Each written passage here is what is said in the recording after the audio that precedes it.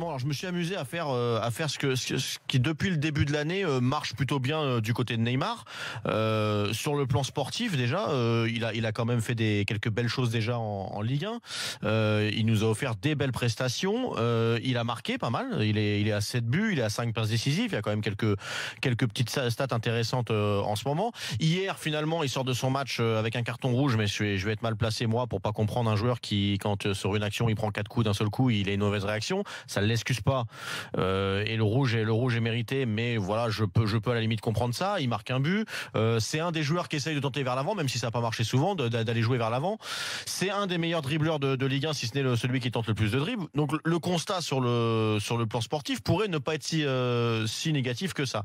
Sauf qu'il y a quand même un peu de négatif. Alors, il prend beaucoup de cartons, ça c'est une chose. Il est très irrégulier parce qu'il y a eu des prestations qui n'ont pas été bonnes. Il ne défend pas du tout sur le terrain. Et ça, c'est un vrai problème et on commence à s'en apercevoir aujourd'hui.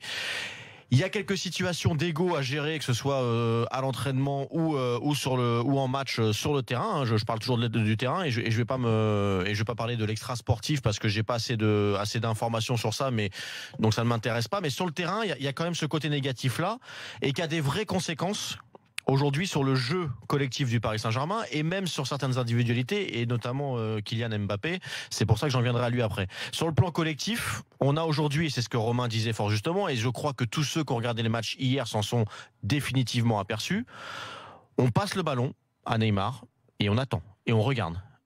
Hier, c'était criant en direct pendant le match. Moi, j'ai revu des séquences de jeu encore après pour être sûr de ne pas me tromper et d'avoir eu la bonne impression en direct.